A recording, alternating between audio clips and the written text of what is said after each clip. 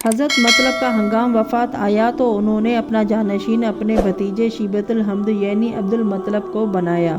آپ کے پاس تمام تبرکات انبیاء آ گئے اور آپ ہی کے پاس کعبہ کی کنجیاں حاجیوں کا انتظام تھا، اور آپ 59 سال تک مکہ پر حکومت کرتے رہے، اور آپ کی خوش خلقی اور نیک چلنی کے باعث قریش کے قبیلے آپ کو سردار مانتے رہے اور آپ کی مدد اور نصرت کرتے رہے۔ جب مکہ کی سرداری اولاد اسماعیل میں مستحکم ہو گئی تو عمر بن حارث بن مظام جرہمی حسد و کینہ کی وجہ سے سونے کے دونوں ہرنوں کے مجسموں کو جو اسفندیار نے کعبہ میں نظر چڑھائے تھے اور جو کچھ ہتھیار جو کعبہ بطور تبرک تھے سب کو نکال کر چاہ زمزم میں ڈال کر زمزم کو پاٹ دیا اور زمین کے برابر کر دیا کہ چاہ زمزم کا نشان بھی مٹ گیا تھا اور لوگوں کو پانی کی سخت تکلیف ہو گئی تھی۔ اہل مکہ نے کچھ کنویں کھود لیے تھے اور ان سے اپنا گزارا کرتے تھے، مگر جب حاجی آتے تھے تو پانی کی سخت تکلیف ہوتی تھی اور حاجیوں کو پانی پلانے کا عہد جن کے سپرد ہوتا تھا اس کو بے حد تکلیف اور پریشانی کا سامنا کرنا پڑتا تھا۔ بڑی مشکل سے پانی جمع کیا جاتا تھا، مگر حضرت مطلب کے وقت تک کسی چاہ زمزم کے سراغ لگانے اور مرمت کرانے کی طرف توجہ نہیں ہوئی، اور کافی طویل زمانہ گزر جانے کے بعد لوگوں کے دلوں سے اس کی یاد بھی فراموش ہو گئی۔ عرب میں پانی کی قلت بہت زیادہ تھی، اس لیے وہ اس جگہ آباد ہوتے تھے جہاں پانی زیادہ مل سکے۔ جب حضرت اسماعیل علیہ السلام کے قدموں سے چشمہ زمزم جاری ہوا تھا تو اس کو ایک حوض کی شکل میں بنا کر پانی جمع کیا گیا، اور اس وجہ سے یہاں آبادی زیادہ ہو گئی اور قبیلہ جرہم بھی وہاں آباد ہو گیا۔ حضرت مطلب کے زمانے میں عمارت تک چربی حوض بنا کر کعبہ کے صحن میں پانی جمع کر لیا جاتا اور حاجی وہیں سے پانی پیتے تھے، اور یہی چرمی حوض منا اور فات میں اکٹھا کر لیے جاتے تھے۔ قبیلہ خزاج جب قبیلہ جرہم پر غالب ہو گیا تو بنی جرہم نے کعبہ سے سونے کے ہرنوں اور تلواروں نے زروں سے وہاں سے نکال کر چاہے زمزم میں ڈال کر دفن کر دیا تھا۔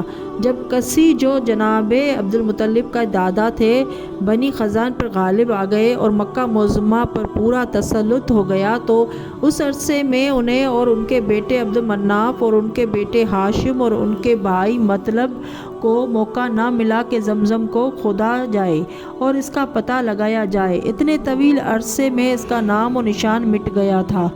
جب عبد المطلب کا زمانہ اقتدار آیا تو آپ کے لیے کعبہ کے سامنے ایک فرش بچھایا جاتا تھا، آپ اس پر آرام بھی کرتے تھے اور اس پر کوئی دوسرا نہیں بیٹھ سکتا تھا۔ ایک شب آپ سو رہے تھے کہ خواب میں دیکھا کہ کوئی شخص آواز دے رہا ہے کہ عبد المطلب بزا کو کھودو، مگر آپ نہ سمجھے کہ کیا کہہ رہے ہیں۔ پھر دوسری رات خواب دیکھا کہ عبد المطلب مسنونہ کو کھودو۔ چوتھی رات پھر خواب دیکھا کہ کوئی کہہ رہا ہے کہ زمزم کو کھودو، زمزم کو کھودو کہ اس کا پانی کبھی ختم نہ ہوگا۔ چوتھی رات پھر خواب دیکھا کہ کوئی کہہ رہا ہے کہ زمزم کو کھودو کہ اس کا پانی کبھی ختم نہیں ہوگا اور حاجیوں کے لیے آرام و آسائش ہوگی، اور اے عبد المطلب اس جگہ کو کھودو جہاں سفید رنگ کے کوے بیٹھتے ہیں اور وہاں دیمک نے اپنے گھر بنائے ہوئے ہیں اور کوے دیمک کو کھاتے ہیں۔ چنانچہ عبد المطلب اس جگہ کو سمجھ گئے اور خواب کو دیکھ کر قبیلہ قریش کو جمع کیا اور اپنا خواب سنا کر کہا کہ آؤ وہاں کھدائی کریں، مگر انہوں نے انکار کر دیا۔ حضرت عبد المطلب خود اس کے کھودنے کے لیے تیار ہو گئے اور اپنے بیٹے کو ساتھ لیا جس کا نام حارث تھا، اور اس وقت صرف یہی ایک بیٹا تھا۔ چنانچہ دونوں باپ بیٹے کدال اور بیلچے لے کر روانہ ہو گئے اور کھودنا شروع کر دیا، مگر اس کی کھدائی بہت دشوار تھی، اس لیے دونوں باپ بیٹے کعبہ کے دروازے پر آئے۔ حضرت عبد المطلب نے یہ دعا کی کہ پروردگارا، اگر میں کامیاب ہو گیا تو میں نذر کرتا ہوں کہ اپنے 10 بیٹوں میں سے ایک بیٹا قربانی کروں گا جب 10واں بیٹا ہوگا۔ چنانچہ پھر کھدائی شروع کر دی اور اس جگہ پہنچ گئے جہاں حضرت اسماعیل اور ان کی ماں بی بی ہاجرہ نے پتھر رکھ کر کنویں کی شکل میں پانی روکا تھا۔ یہ دیکھ کر حضرت عبد المطلب نے نعرہ تکبیر بلند کیا۔ اللہ اکبر کی آواز سن کر قریش کے لوگ بھی جمع ہو گئے اور دیکھا کہ زمزم کے آثار نمایاں ہو چکے ہیں۔ انہوں نے حضرت عبد المطلب سے کہا کہ اس میں ہمارا بھی حصہ ہے۔ آپ نے فرمایا کہ تمہارا کوئی حصہ نہیں، تم نے اس کے کھودنے سے انکار کیا تھا، یہ میرا اور میرے فرزند کا حصہ ہے اور قیامت تک ہمارا ہی حصہ ہے۔ चुनाचा कुरैश वापस चले गए और ये दोनों बाप बेटे खोदते रहे, यहाँ तक कि खोदते खोदते कुछ बदबू आई और बेटा घबरा कर बाहर निकल आया, मगर बाप खोदता रहा।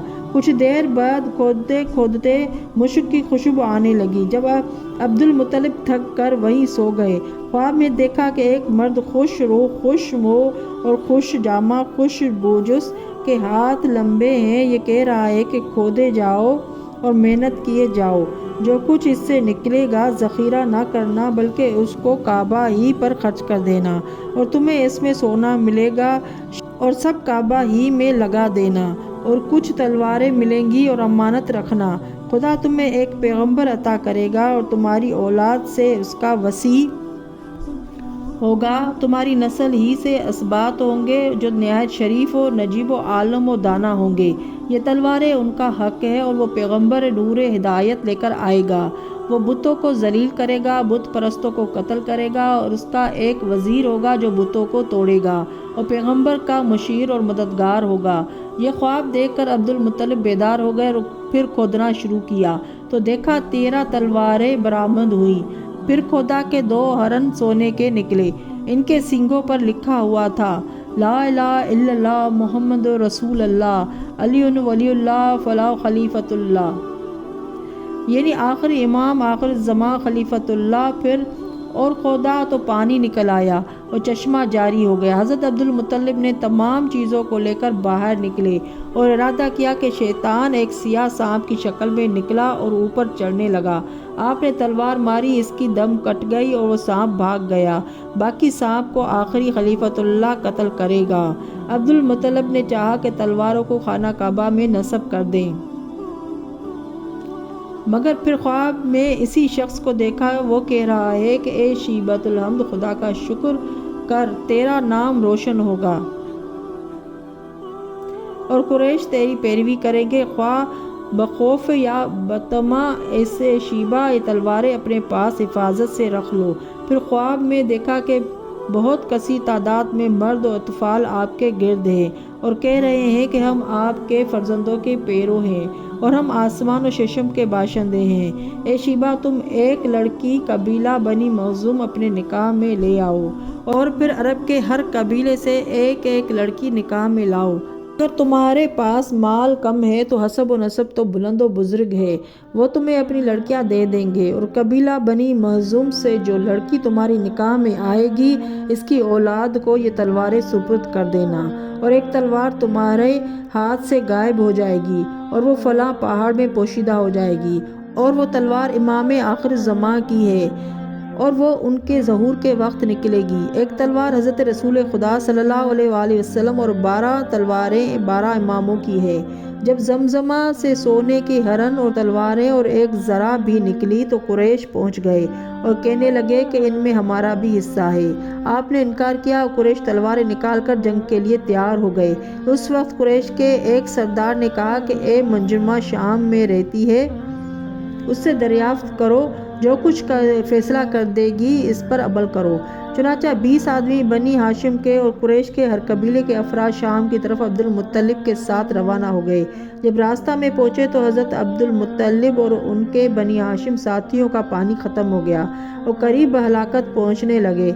आपने कहा कि मौत बरहक है, लिहाजा अपने हाथों से अपनी कब्र खोदो और एक एक को दफन करते जाना, यहाँ तक कि एक आदमी रह जाएगा, उसका दफन करने वाला कोई ना होगा, मगर ये बेहतर है कि सब बेगौरो कफन ना रहे, सिर्फ एक ही बेगौरो कफन रहे। हाशिम ने कुरैशियों से पानी मांगा मगर उन्होंने इनकार कर दिया और एक बूंद भी पानी ना दिया। फिर हज़रत अब्दुल मुत्तलिब ने खुदा पर तवक्कल करके कहा कि कुछ दूर और चलो, शायद खुदा हमें पानी अता करे। अभी रवाना ही हुए थे कि आपके ऊँट के कदम से एक चश्मा आब शीरीन जारी हो गया। आपके हाशिमी साथियों ने खूब सैर होकर पानी पिया और आपने कुरैशियों को बुलाया और फरमाया, आओ तुम भी शीरीन पानी पियो, देखो खुदा ने क्या ठंडा और मीठा पानी अता किया है। ये देखकर कुरैशी भी आ गए और उन्होंने खूब सैर होकर पानी पिया। ऐसा ही वाक़या जंग सफ़ीन में हुआ कि जब फुरात पर लश्कर शाम का कब्ज़ा हो गया तो हज़रत अमीरुल मोमिनीन के लश्कर का पानी बंद कर दिया गया। مگر جب حضرت کا قبضہ ہوا تو آپ نے پانی آزاد کر دیا اور لشکر شام کو پانی کی اجازت دے دی۔ اسی طرح حضرت امام حسین علیہ السلام نے لشکر ہور کو پانی پلایا، مگر کربلا میں حسین کے لشکر کا پانی بند کر دیا گیا اور ایک 6 ماہ کے بچے کو بھی پانی نہ دیا۔ جب یہ قدرت خدا قریشیوں نے دیکھی تو کہنے لگے کہ اب شام جا کر منجمہ سے پوچھ کر کیا کریں گے؟ ہمیں معلوم ہو گیا ہے کہ تم پر خدا راضی ہے اور تم ہی سونے اور تلواروں اور زروں کے مالک ہو۔ چنانچہ سب واپس آ گئے۔ جب مکہ پہنچے تو آپ کی اس کرامت کا شہرہ ہو گیا۔ پھر بھی قریش اپنی طمع سے باز نہ آئے اور انہوں نے کہا کہ اس مال کو تقسیم کرو۔ آپ نے فرمایا قرعہ اندازی کر لو۔ چنانچہ 2 حصے کیے گئے، ایک حصے میں سونے کی ہرن اور دوسرے حصے میں تلواریں اور زرہ، اور ایک قرعہ کے لیے 3 حصے تجویز کیے، ایک قریش کے نام کا، دوسرا کعبہ کے نام کا، تیسرا عبد المطلب کے نام کا۔ چنانچہ قرعہ اندازی کی گئی تو ہرن کعبہ کے نام نکلے، تلواریں اور زرہ عبد المطلب کے نام نکلے اور قریش کے نام کوئی قرعہ نہ نکلا۔ چنانچہ آپ نے سونے کے ہرن فروخت کر کے کعبہ کی مرمت کی اور لوہے کے دروازے بنوائے اور اس میں تمام روپیہ صرف کر دیا۔ آپ نے چاہے زمزم مکمل کر دیا اور تمام اہل شہر اسی کا پانی استعمال کرنے لگے اور باقی شہر کے کنویں بیکار ہو گئے اور حاجیوں کو افراد سے پانی ملنے لگا تو آپ کو اپنی نظر پورا کرنے کی فکر ہوئی۔ آپ نے نظر مانی تھی کہ جب میرے 10 بیٹے ہو جائیں گے تو خدا کے نام پر ان میں سے ایک بیٹے کی قربانی دوں گا۔ چنانچہ اللہ تعالیٰ نے آپ کو 10 بیٹے عطا کیے اور 10واں بیٹا آپ کا سب سے چھوٹا عبداللہ تھا جو آپ کو بہت پیارا تھا، جیسا کہ عبد الرحمن بن خلدون اور علامہ طبری اور علامہ ابن قطبیہ نے لکھا ہے کہ عبد المطلب کے 10 فرزند تھے۔ حیات القلوب میں بھی ہے کہ آن حضرت کے 9 چاچا تھے اور 10ویں آپ کے پدر بزرگوار عبداللہ تھے، یعنی عبد المطلب کے 10 ہی فرزند تھے اور